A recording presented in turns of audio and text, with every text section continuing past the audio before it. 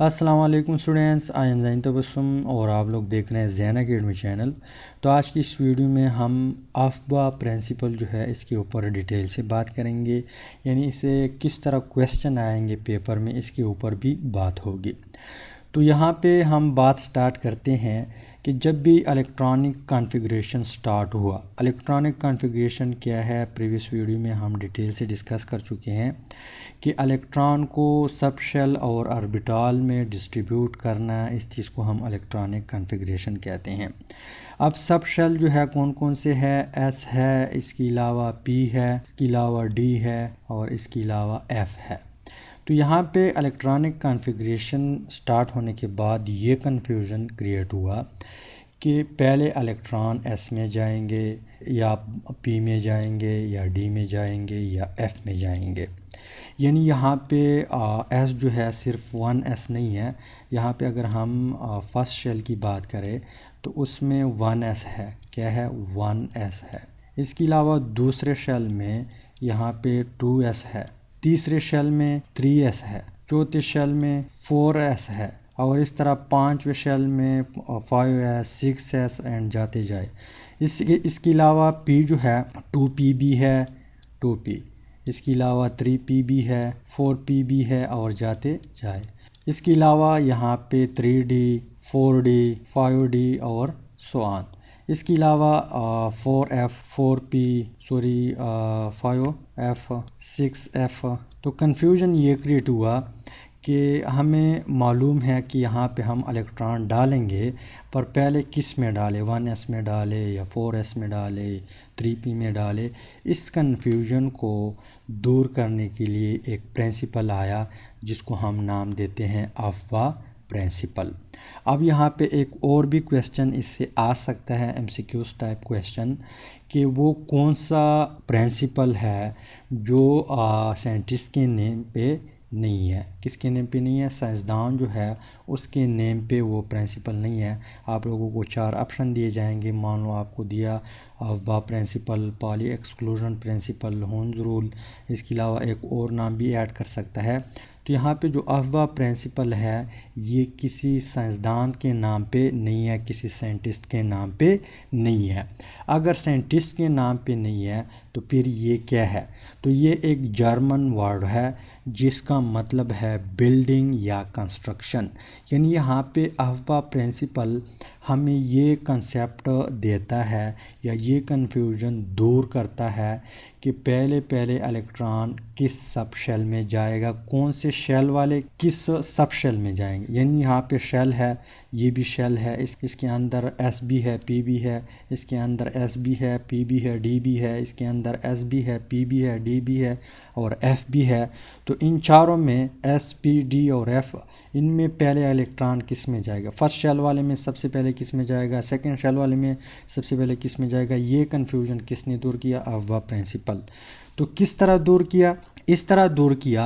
अफबा principal ये कहता है कि जिसकी एनर्जी सबसे कम होगी, जिसकी एनर्जी सबसे कम होगी, सबसे पहले इलेक्ट्रॉन उसी सब शेल में जाएंगे। यहाँ पे पॉइंट नोट करें कि यहाँ पे हमारे पास मान लो 2p है और यहाँ पे 3s है, 3s। इसमें हम कंपैरिजन करते हैं।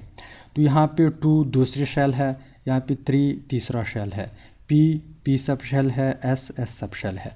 तो इनमें से किस में जाएगा? उसमें जाएगा जिसकी एनर्जी कम हो। यानी अगर 3s की एनर्जी कम है तो पहले इलेक्ट्रॉन इसी में आएंगे, या अगर 2p की एनर्जी कम है तो पहले इलेक्ट्रॉन इसी में आएंगे।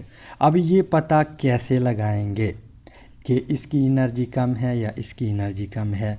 या मान लो 4s है, यहाँ पे 5p है, 5p, इसके अलावा 3d है। इन सब को कंपेयर करना, यानी यहाँ पे इनमें से किसकी एनर्जी कम है, इसको कैसे हम मालूम करेंगे? तो इसको हम मालूम कर सकते हैं n+l रूल से। n+l rule. अब n प्लस एल रूल क्या है, ये है प्रिंसिपल क्वांटम नंबर। n जो है ये है प्रिंसिपल क्वांटम नंबर, यानी ये शेल को रिप्रेजेंट करता है। और इसकी वैल्यू अगर आप लोगों को याद हो, जब हम क्वांटम नंबर डिस्कस कर रहे थे 1 से स्टार्ट होती थी, n is equal to 1, n is equal to 2, इसके अलावा 3, 4, 5, 6, 7 इस तरह। और L जो है ये है एज़ीमुथल क्वांटम नंबर, इसकी ख़ास वैल्यू है जब यहाँ पे L जो है L हमारे पास इज़ इक्वल टू हो 0, क्या हो 0 के बराबर हो, तो ये रिप्रेजेंट करता है S सब शेल को, यानी एक वैल्यू आ गई 0।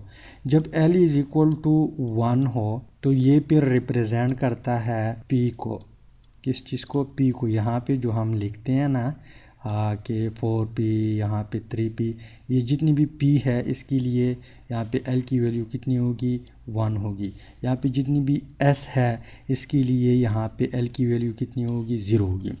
अगर L की वैल्यू हमारे पास 2 हो, क्या हो, 2 हो, तो ये हमारे पास होगा D सब शेल।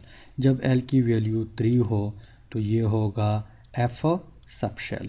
अब ये वैल्यू आप लोगों ने याद करनी है कि S के लिए 0 है, P के लिए 1 है, D के लिए 2 है, F के लिए 3 है।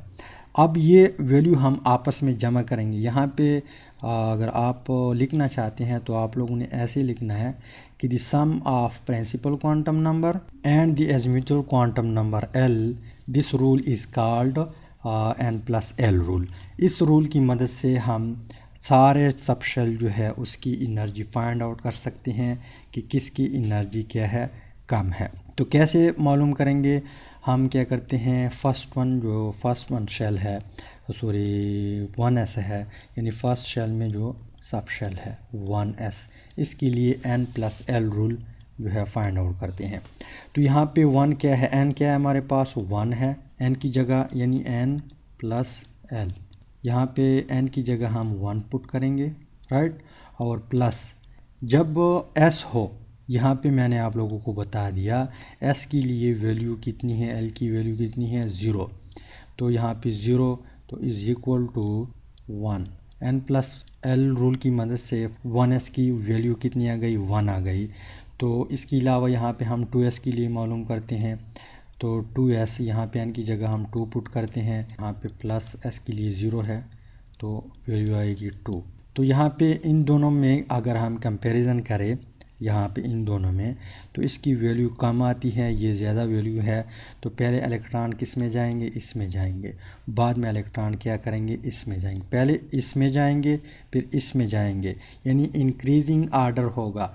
पहले उसमें इलेक्ट्रॉन जाएंगे जिसकी सबसे ज़्यादा एनर्जी कम हो, फिर उसमें जाएंगे जो फर्स्ट वाले से ज़्यादा हो लेकिन बाकी जितनी भी है उससे अगर कम हो उसमें जाएंगे।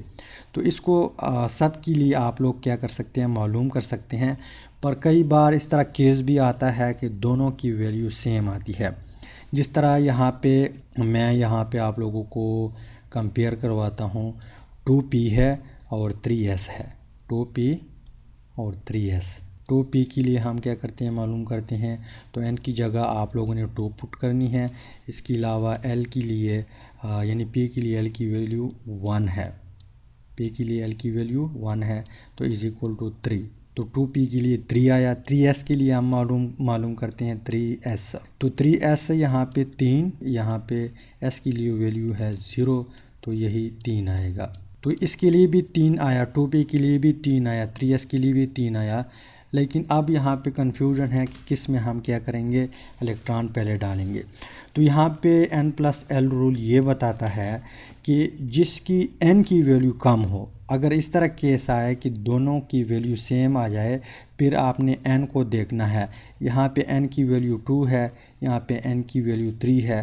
अब जिसकी n की वैल्यू कम हो उसमें इलेक्ट्रॉन जाएंगे, तो इट मीन्स कि 2p में इलेक्ट्रॉन पहले जाएंगे, 3s में इलेक्ट्रॉन बाद में जाएंगे। अगर मैं यहाँ पे इसके लिए हम क्या करते हैं, मालूम करते हैं। तो यहाँ पे हम लाइन मारते हैं, पहले हम 1s के लिए मालूम करते हैं, तो इसके लिए ऑलरेडी 1 आती है, तो यहाँ पे हम 1 लिखते हैं। 2 के लिए हम मालूम करते हैं, ऑलरेडी हमने मालूम किया, तो 2 आती है। इसके अलावा यहाँ पे 2p के लिए 3 आती हैं, 2 + 1 तो 3 आती हैं। इसके अलावा 3p के लिए यहाँ पे 4 आएगी। n+l में आप लोग पुट कर दें तो यहाँ पे n कितना है 3, l के लिए p के लिए l की वैल्यू कितनी है 1 है तो 4 आएगी।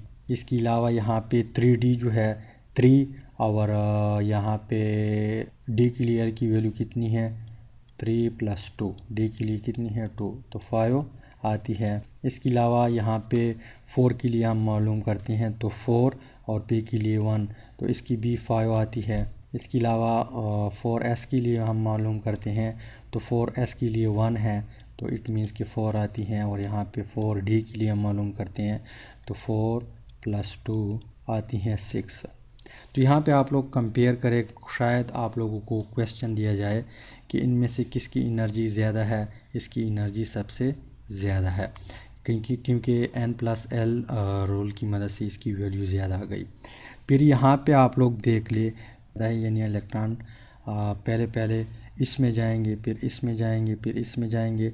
इसके अलावा यहाँ पे फिर इसमें जाएगी या इसमें जाएगी, यहाँ पे दोनों की वैल्यू सेम है पर यहाँ पे क्वांटम नंबर जो है प्रिंसिपल क्वांटम नंबर इसकी वैल्यू कम है 3 है और इसकी वैल्यू 4 है तो इट मीन्स कि इलेक्ट्रॉन किस में जाएगा, इसमें आएगा।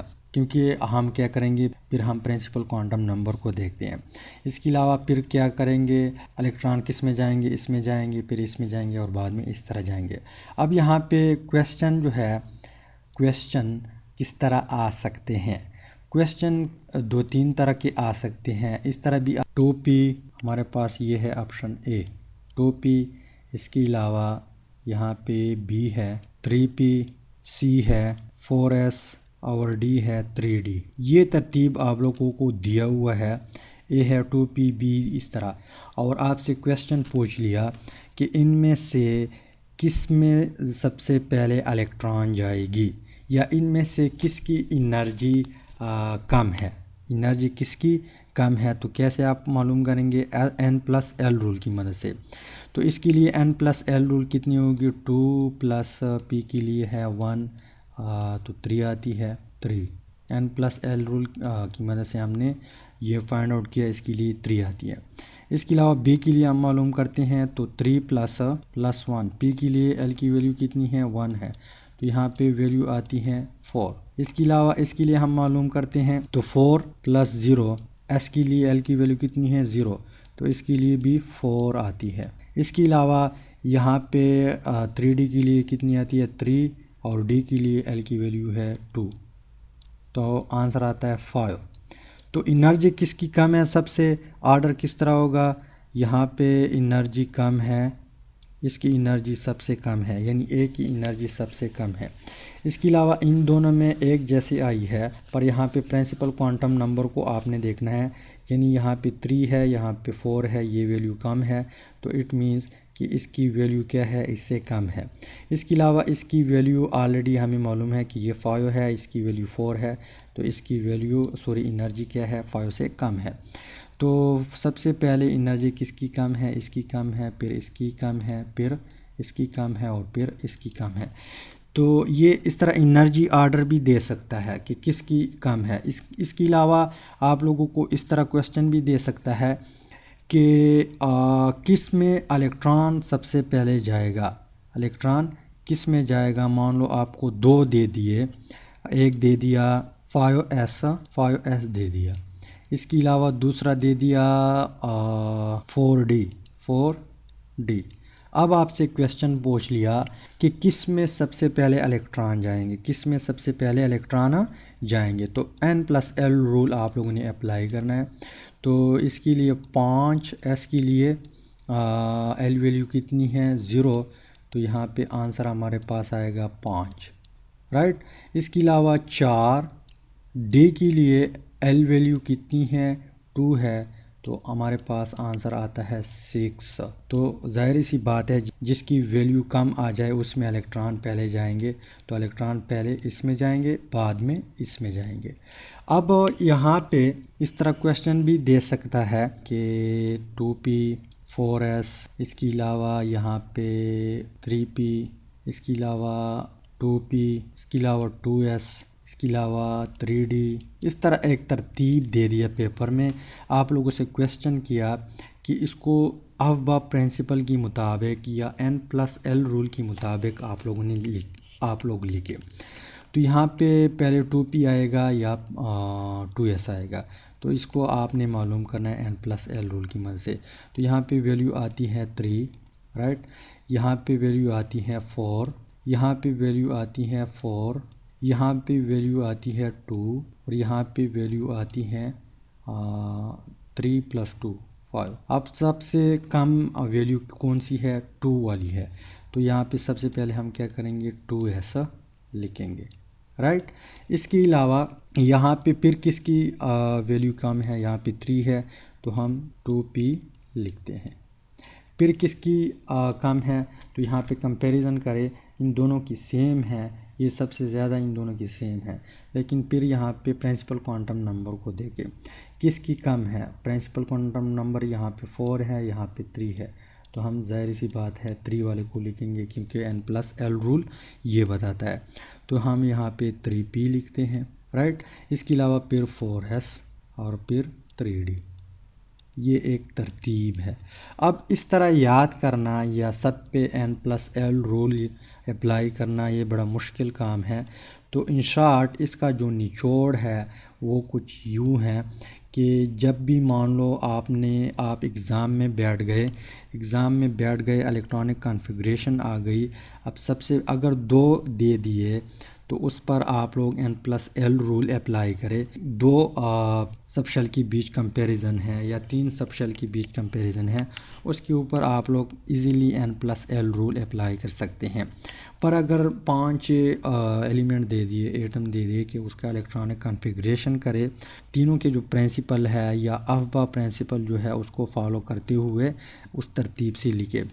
तो यहाँ पे जो निचोड़ है वो कुछ इस तरह है कि ये मैंने क्वांटम नंबर्स में इलेक्ट्रॉनिक कॉन्फ़िगरेशन में भी ऑलरेडी बताया हुआ है। यहाँ पे 1s आप लोगों ने लिखना है, फिर 2s, 2p, 3s, 3p, 3d, 4s, 4p, 4d, 4f, फिर 5s, 5p, 5d और 5f, फिर 6s और जाते जाते 6f तक, फिर 7f तक, इस तरह।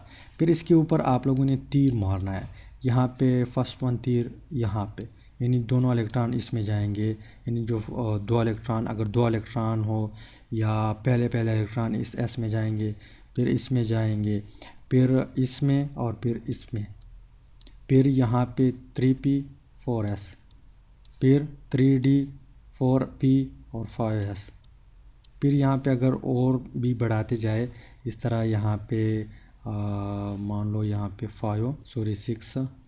6s है, 6p है। अब यहाँ पे तीर मारे, यानी यहाँ तक आ गए आप, तो फिर 4d स्टार्ट होता है, फिर 5p स्टार्ट होता है, फिर 6s स्टार्ट होता है। इस तरह आप लोगों ने तीर मारना है और इस टेबल की मदद से आप लोग इजीली चाहे जो भी एटम दे दिया जाए उसकी इलेक्ट्रॉनिक कॉन्फ़िगरेशन करवा सकते हैं। तो ये है हमारे पास अफबा प्रिंसिपल। यहाँ पे अफबा प्रिंसिपल ख़त्म होता है। इंशाल्लाह नेक्स्ट वीडियो में हम पॉली एक्सक्लूजन प्रिंसिपल जो है उसके ऊपर बात करेंगे। तो उम्मीद करता हूँ वीडियो की समझ आई होगी। अगर वीडियो की समझ आई है तो वीडियो को लाइक करें, शेयर करें, चैनल को सब्सक्राइब करें। Finally thanks for watching.